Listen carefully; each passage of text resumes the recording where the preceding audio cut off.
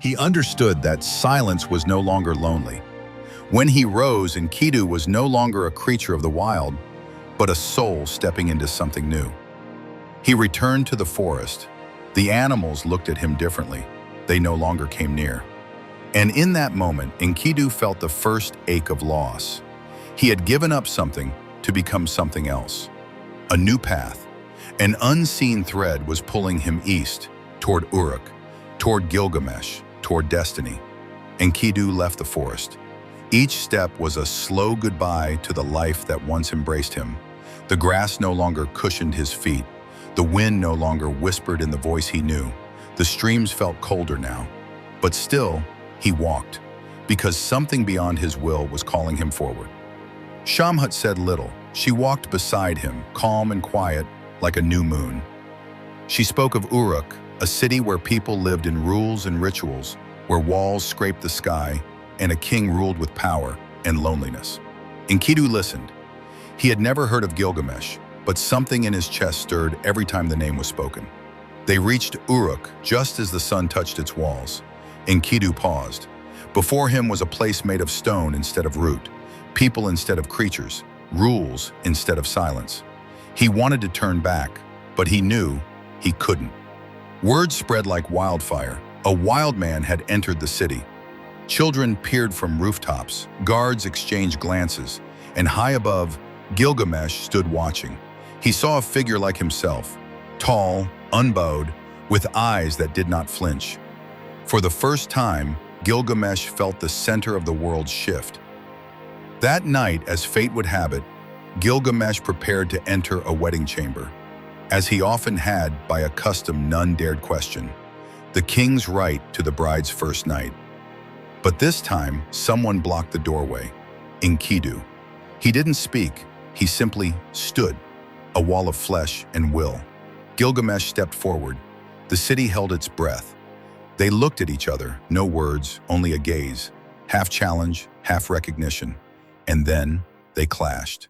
It was not a battle of man versus beast. It was a collision of equals. Loneliness against solitude, fire against earth, God against wilderness. They grappled through the square, slammed against walls, tumbled through dust, two lions locked in something older than war. No one intervened. There were no cheers, only gasps, breaking stone, and the sound of Uruk's own heart beating faster. Then suddenly, Gilgamesh stopped. Enkidu froze. Both were heaving, sweat pouring, eyes bright like torches in the dark. There was no victor, but neither had lost. And in that moment, something happened that Gilgamesh had never done before. He offered his hand, and Enkidu took it. No more snarls, no more fists, only a grip between two beings who had not known what they were missing until they saw the other. And from that moment on, a friendship was born. Not just to fight side by side, but to hear one another, to change one another, and to carve a path forward that not even the gods could predict. After that first handshake, Gilgamesh and Enkidu became inseparable. They ate together, slept side by side, and walked the streets of Uruk like twin sons. The people no longer feared Gilgamesh as they once did, because now, beside him, stood someone who understood him. And that changed Gilgamesh, slowly but deeply. Yet even then, restlessness lingered in the king's heart. One evening, beneath the silver glow of moonlight, Gilgamesh stood atop his palace and spoke. "My friend, life here is too quiet. Each day passes like ashes smothering a fire inside me. I want something greater, a deed so bold the world will never forget." Enkidu looked at him with steady eyes. "Where do you wish to go?" Gilgamesh pointed toward the distant horizon. The cedar forest. There the trees touched the heavens. There the gods placed a guardian, Humbaba. I will face him and carve my name into the oldest tree. Enkidu was silent for a long time, not out of fear, but because he knew that place. In the wild, he had heard whispers of that forest, where even beasts dared not wander. Humbaba was no mere monster. He was the voice of the untamed. His face changed like storm clouds, his voice like thunder through falling trees, and his eyes burned like divine fire. Yet Enkidu did not stop him, because he knew Gilgamesh needed this, not for pride, but to chase the meaning behind the immortality he so desperately sought. And so, they prepared. The two gathered their weapons, swords, axes, bronze armor, and the blessings of the people. They left Uruk at dawn, the ground still wet with dew. They crossed rivers, deserts, and nameless fields. By day, they shared stories, bread, and laughter. By night, they lay under stars and dreamt strange dreams. In one dream, Gilgamesh was swallowed by the earth, but a hand lifted him into light among towering trees, and a whisper came, "Do not fear, this path is yours to walk." Enkidu listened and nodded. The gods know where you're going, and they are watching. After many days, they reached the edge of the cedar forest. The wind carried the scent of sap. The trees loomed high, blocking out the sun. There were no birds, no animals, only a silence so deep it felt alive. Gilgamesh drew his sword. Enkidu gripped his axe. And then Humbaba appeared. He was taller than a hill, his skin rough like ancient bark. His eyes glowed in the dark like twin flames that never dimmed. He didn't speak words. He roared, like the forest itself had awoken in anger. Gilgamesh stepped forward. Enkidu followed. They faced a presence that smelled of old gods and death. The battle began, not just of blades, but of will. Gilgamesh struck. Enkidu blocked. Together they danced around Humbaba like twin stars, circling shadow. At last, Humbaba fell. His final breath came as a wind that shook the ground. "You humans, you think you can kill the forest?" And then he vanished, back into the dirt as if he had never been. Gilgamesh placed his hand on a great tree. He carved his name, but in his eyes, the fire had dimmed, for in victory he had glimpsed the edge of something lost. The wind passed through the cedar forest, carrying the scent of sap and ancient dust. Where Humbaba once stood, there now lay a hollow place, as if the earth itself had not yet understood what had just occurred. Gilgamesh sat at the base of a giant tree, his hand resting on its trunk, beside the name he had carved. Enkidu stood behind him silent. No words were spoken. Victory had come. They had defeated the guardian chosen by the gods. They had done what no mortal had dared. And yet, in that quiet forest, the weight of triumph felt strangely light, almost unreal. When they returned to Uruk, the people flooded the streets. Cheers echoed into the heavens.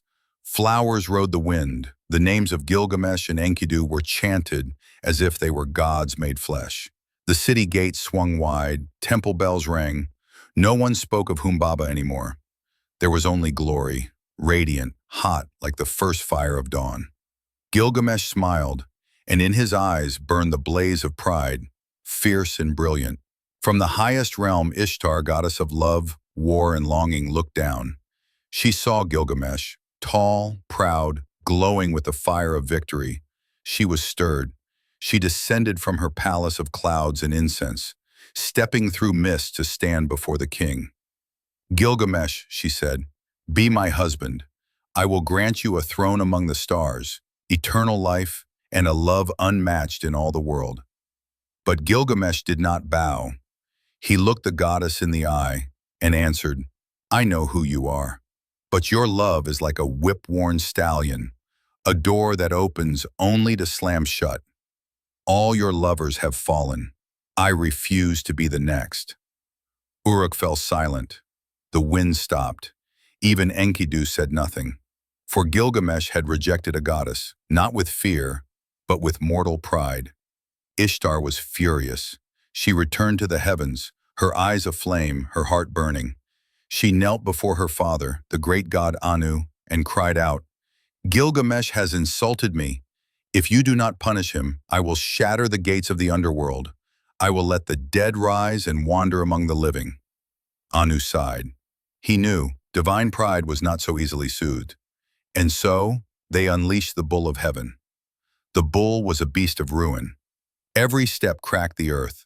Every roar withered fields. It devoured sunlight and left the skies dim. Together, they charged, as they had before. This battle had no forest, no soft wind, only dust, sweat, iron, and the cries of both beast and man. They struck. They blocked. The bull of heaven moved like a storm, but the two of them together were destiny itself. At last, the beast fell. A blade, a cry, an end, fitting for so grand a tale. The people cheered once more, but this time, the sky did not clear. From the high halls of the gods a council was held. They no longer saw victory. They saw arrogance. Gilgamesh has slain Humbaba, our appointed guardian. He has killed the bull of heaven, our messenger of wrath. He has crossed the line. But Gilgamesh was part divine. He could not be easily touched. So they chose Enkidu. One starless night, Enkidu dreamed of a dark cage opening above. In his dream, he was dragged downward, into a realm of dust and drifting souls, where no grass grew, no wind stirred, and no one remembered his name. He woke drenched in cold sweat. Gilgamesh slept beside him, peaceful, unaware. A few days later, Enkidu fell ill. He could no longer stand. His vision dimmed. The people brought food, water, prayers, but nothing could save him. Gilgamesh sat at his bedside, holding his hand, and for the first time, tears fell from the eyes of the mighty king. "My friend, I have won 1,000 battles, but I do not know how to fight death. Why did the gods choose you? Why not me?" Enkidu held no anger. He looked at Gilgamesh and smiled faintly, a breeze at the end of autumn. "Because I am fully human, and you are still part God. You must live to learn what loss truly means." And then Enkidu closed his eyes. No thunder, no flash of light, only a silence deeper than any forest. Gilgamesh screamed like a wounded beast. He tore his hair, he ripped his clothes. He wandered Uruk like a ghost, his hands filled with ashes, his voice calling the name that would never answer again. "If death could reach Enkidu, then it will come for me too, but I will not accept it. I will go. I will seek a way beyond the dark, a path no man has dared walk." Ever since Enkidu left this world, Gilgamesh was no longer the king of Uruk as before. He wandered the city, not like a warrior, but like a shadow. The once proud gaze now dulled, his once strong body now ragged with long hair, tattered clothes, and bare feet walking the dusty ground.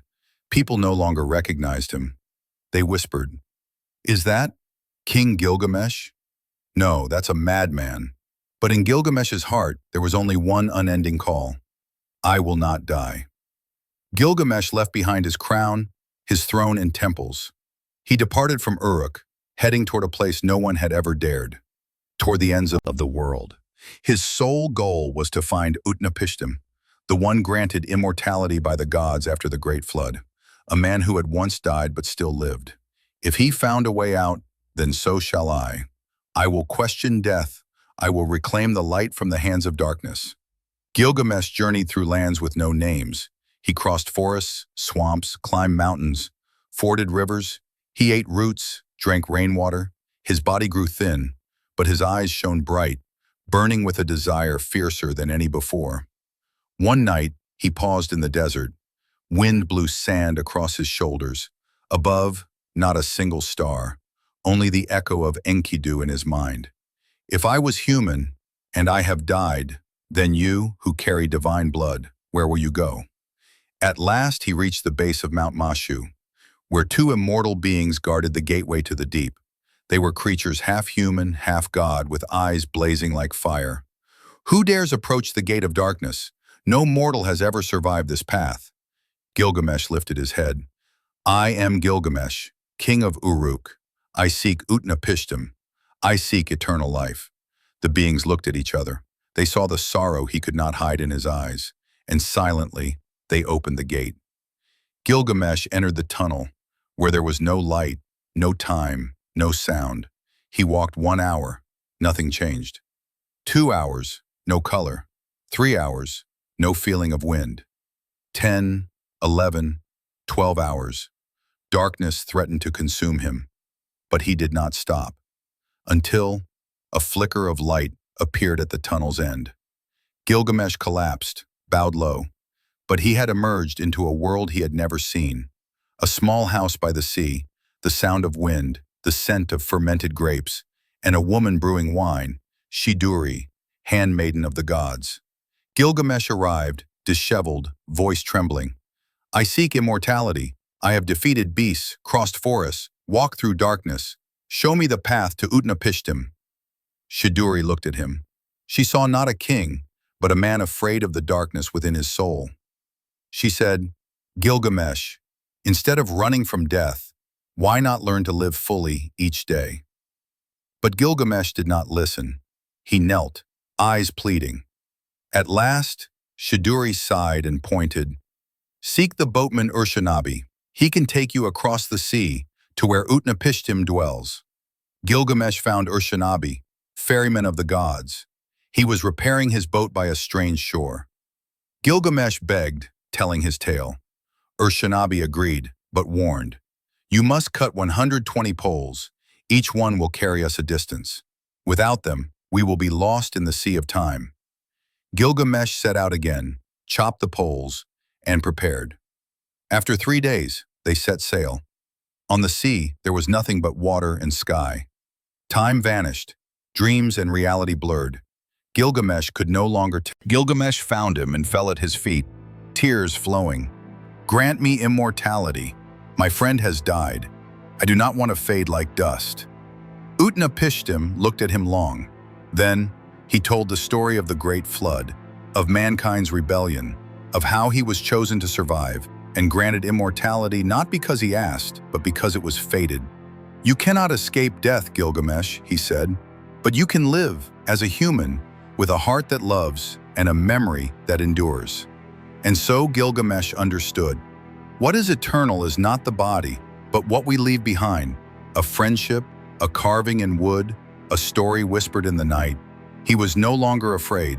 He returned to Uruk, not to reclaim his throne, but to live the rest of his life as a man who had loved, who had lost, who had yearned, and who had walked through the dark. Gilgamesh returned to Uruk not with triumph, but with quiet eyes and a heart forever changed. He had faced monsters, walked into the darkness beyond death, and spoken with one who had seen the great flood. He had searched the edges of the world for something no mortal could grasp. And though he had not found what he sought, he had uncovered something far deeper. Now, as the gates of Uruk rose before him, tall, sunlit, carved with stories of old, he paused. This was not the ending of a hero's quest. It was the beginning of understanding. He wandered the city slowly. Children laughed and played by the river. Farmers brought their grain into the markets. Lovers whispered in alleyways. Dogs barked, birds sang. Life pulsed through every crack and corner. No one cheered his return, no trumpet blew, but Gilgamesh didn't need them to. He had seen the world fall silent, and now this ordinary hum of life was the most beautiful sound he had ever known.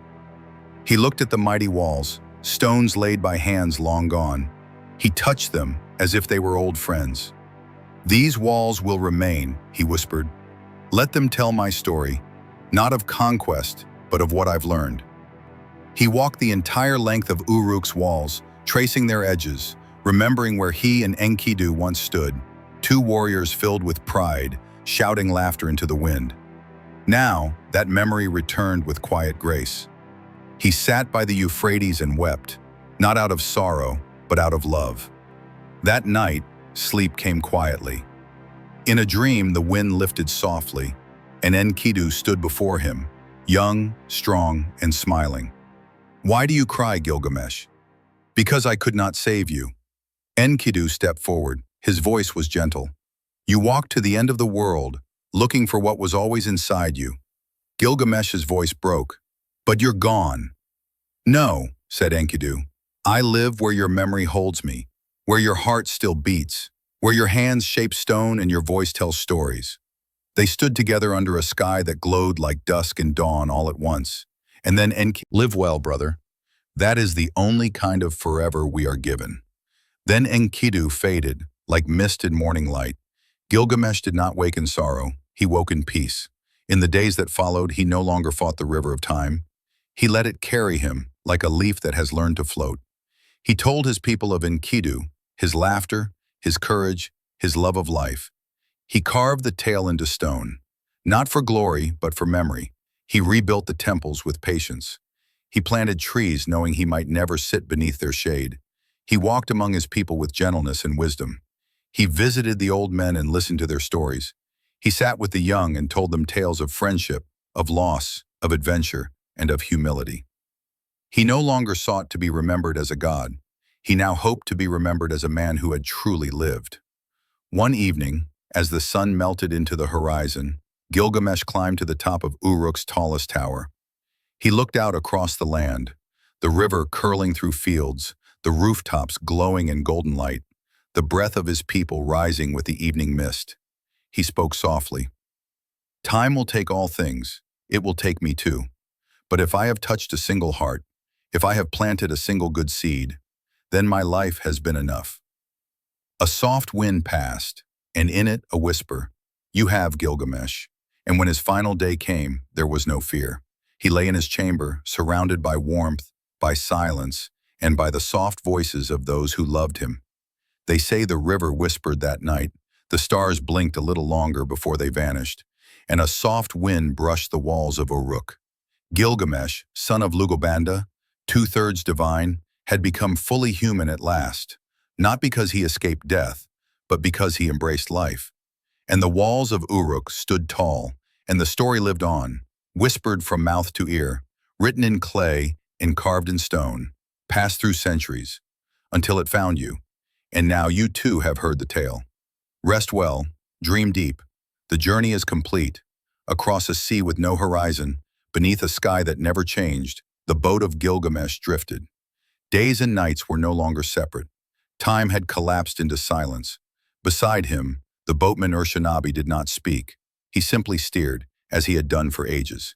His hands, calloused and darkened by sun and salt, moved like a ritual, unchanged by years. Then one day, in the stillness, a shape appeared on the water. An island. Low, green, shrouded in gentle mist, where trees leaned close as if whispering secrets to the sea. The waves around it moved slower, as though even the ocean held its breath. "This is it," Urshanabi said, voice quiet, reverent. "The place of Utnapishtim." Gilgamesh stepped off the boat. His legs trembled, not from fear, but from awe. The air felt different here, older, deeper, and utterly still. Not even birds called out. Only he walked through tall grass and found an old man sitting beneath a wide fig tree. His beard was silver, long and braided with bits of shell. His robe was plain, yet time had made it sacred. He looked up, and he saw Gilgamesh. "You have come far," said the old man. "I seek immortality," Gilgamesh replied, falling to his knees. "I seek to escape death." Utnapishtim looked at him, not with judgment but with understanding. "All men come to me with that hope, but few understand what they ask." Gilgamesh's voice cracked. "My friend has died. I do not want to vanish like him. I do not want to lose everything." Silence. Then Utnapishtim gestured to the tree. "Sit, I will tell you a story, one that is older than kings, older than cities, older than even the stars that watched you be born." And so, beneath the fig tree by the shore of still water, Gilgamesh listened, and the voice of the man who lived forever began to weave the tale of the flood. "There was a time," Utnapishtim began, "when gods walked openly among men, when the world was young and foolish, and humankind grew loud, so loud their noise disturbed the heavens. The gods gathered. Some were angry, others afraid. In the end, they chose silence, not through wisdom, but through water." "A flood," Gilgamesh whispered. Utnapishtim nodded slowly. "Yes, a flood to drown the clamor of men. But one god, Ea, took pity. He whispered to me, not in voice but in dream. He said, 'Build a boat, Utnapishtim, a great vessel, wide as a city. Bring your family, bring animals, seeds, music, fire, memory.' I obeyed. Though mocked and doubted, I built. When the rains came, I was ready. Thunder shattered mountains, rivers rose, the sky became an ocean, and for 7 days and nights, the world disappeared." Gilgamesh leaned forward, eyes wide. "And when the waters calmed?" My boat rested on a mountain. I sent out birds. The raven did not return. Then I knew land had risen. And the gods? They were startled by the silence, regretful perhaps. They gave me and my wife a gift, not out of joy, but out of guilt, eternal life. Utnapishtim's eyes softened. But immortality is not peace. It is watching all things fade, unable to join them. It is hearing laughter vanish and not being able to weep. Still, Gilgamesh whispered, I must try. I cannot return with empty hands. Utnapishtim looked at him deeply. Then let me test you, he said. Stay awake for 6 days and 7 nights. If you can resist sleep, you may resist death. Gilgamesh agreed. He sat beneath the fig tree, cross-legged, eyes fixed on the horizon. But as the breeze blew soft and the waves sang lullabies, but, Utnapishtim added gently, there is one thing more. He spoke of a plant that grew at the bottom of the sea, a thorny blossom with the power to renew youth. Retrieve it, he said, and you may find what you seek. Gilgamesh tied stones to his feet and dove. The sea pressed in. Darkness surrounded him. But deep below, among weeds and silence, he found it. A glowing bloom, red as blood, soft as moonlight. He rose again, triumphant. I will bring it home, he said, and share it with the old of Uruk, so they may be young again. But on the journey back, he stopped to bathe in a cool stream. And while he swam, a serpent slithered from the underbrush. Drawn by the scent of the flower, it ate the bloom, and shed its skin as it slithered away. Gilgamesh returned to the shore and found the flower gone. He fell to his knees, but he did not scream.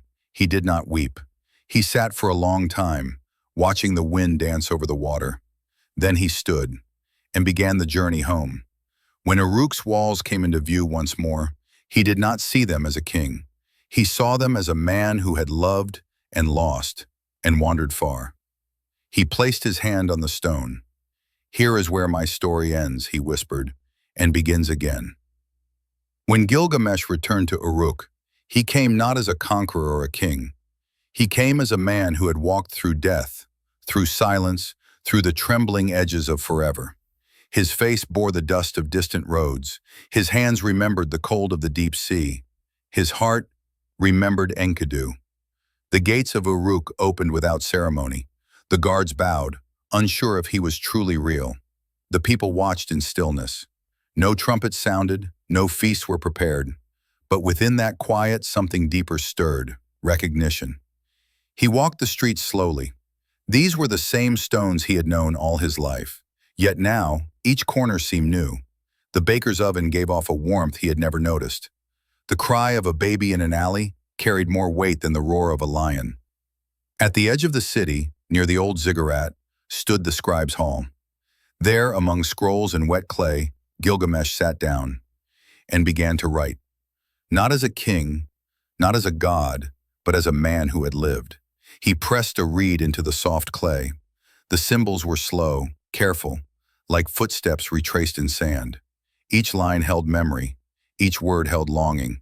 He wrote of the forests, the monster, the friendship, the journey, the loss. He wrote of Enkidu's laughter, the feel of cedar beneath their feet, the taste of water after wandering. He wrote not to be remembered, but so that Enkidu would not be forgotten. In the quiet evenings of Uruk, when the wind was low and the lamps flickered soft, the children would gather in the scribe's hall. There, the elders read from the tablets, the stories of the old days. Most of the children listened with bright eyes and curious grins. But one boy, he sat closest to the fire. He watched the elders' lips, but also the silence between words. He did not laugh when others did. He seemed to hear something more. His name was Elu. And in the story of Gilgamesh, he saw something he could not yet name. He went home that night and lay awake, eyes open to the stars. In his dreams, he saw great cities swallowed by flood. He saw a man wrestle a wild stranger and find a friend. He saw a boat drifting under a sky with no sun. He saw the glow of a red flower beneath the sea. In the morning, he asked his mother, "Can stories be real?" She smiled. "They are as real as the hearts that carry them." From that day on, Elu returned every evening. He listened not just with his ears, but with his soul. One night the elder paused mid-sentence and looked at the boy. "You will carry this story someday," he said. "And when you do, remember, this is not a tale of gods and monsters. It is the story of being human." Elu nodded, and in that moment, the story passed to him. Years passed, and Elu became a man. His hands, once small and soft, grew strong from carving clay. He became a scribe, not of war or law, but of memory. He did not seek riches or favor from kings. He stayed close to the scribe's hall, whispering words into wet earth, letting the past take form under his fingertips. By the oil lamp's glow, he retold the story, not once but many times, and in each retelling the words grew rounder, deeper, fuller with meaning. Children came, travelers paused, even warriors sat at his feet, not because they feared him, but because the way he told the tale made them feel loss, feel hope, feel human. Elu believed the story was like a seed. It had to be planted in every heart again and again, or else it would wither. So he taught others to carve. A woman from the south with a voice like wind, a boy who had never spoken until he touched the clay, a blind elder whose fingers read the symbols like song, and the story grew. Not like a tree, but like a river, spreading, carving its way through time. In the last years of Gilgamesh's life, he dreamed. He dreamed of Enkidu. They stood on the riverbank once more, where the reeds brushed their ankles and frogs leapt through lilies. Enkidu looked the same as ever, wild-haired, smiling with that quiet mischief, but there was no weight in his steps, no shadow in his eyes. "Did you find what you were seeking?" Enkidu asked. Gilgamesh looked down at his hands, at the lines age had drawn. "I sought to escape death," he said. "And now? I seek to be remembered kindly." Enkidu laughed, not mocking but full of warmth. "You always chased the stars, Gilgamesh, but the stars were always inside you." Gilgamesh turned to his friend, and for a moment, one last quiet moment, they embraced. Then he awoke, and for the first time in years, he wept. Not for sorrow, but for peace. Centuries passed, cities rose and fell, names changed, kings came and went. But the story remained. In a small harbor town by the sea, a merchant carried a tablet of clay wrapped in linen. It was cracked at the edges, but the symbols still sang. He gave it to a sailor, who gave it to a priest, who gave it to a traveler. The traveler crossed deserts. He crossed mountains. In a land where the moon was worshipped in silver temples, a young woman read the tale aloud to a gathering of stargazers. Her voice echoed in the courtyard as torches danced. "In the beginning," she read, "there was a man named Gilgamesh." And the people listened, as if the stars themselves were leaning close. The story spread not by force, but by wonder. Not by command, but by comfort. It became part of lullabies, of prayers, of questions whispered to the night sky. Even when the tablets were lost, buried in dust, crumbled by time, the words lived on, not just in stone, but in breath. And now, you, yes, you, the one listening in the quiet, eyes closed, heart open. You are not just hearing a story, you are part of it. The breath of Gilgamesh echoes in your breath. The dreams of Enkidu flicker behind your eyelids. Perhaps you have known loss, perhaps you have sought meaning. And in this story, across time, you have found a mirror. The words that began in Uruk, on clay, by torchlight, told in hush, have traveled across empires, across ages, across wars and wonders. They have crossed seas and deserts. They have survived silence, to arrive here, now, with you. And so, before the story closes, before you drift into sleep, remember, this is not the end. Every time you tell the story, every time you remember the friendship, the journey, the tears and the dreams, you keep it alive. You become the scribe, you become the fire. And somewhere, perhaps in dreams, Gilgamesh and Enkidu walk once more, through a quiet forest, beneath ancient stars, smiling, and free. Somewhere, not far from where you are now, a child may one day ask, "Who was Gilgamesh?" And maybe, just maybe, you'll tell them. You'll speak softly, just as the elders once did, about a king who sought eternity and found friendship, about a wild man who became a brother, about dreams that crossed deserts and tears that outlasted kings. You won't need a tablet of clay. You won't need torches or temples. Only your voice, only your heart. Because stories, the true ones, are never trapped in time. They are alive, moving, becoming. Each listener gives them a new breath. Each telling is a new beginning. And perhaps someday, far from now, in a world with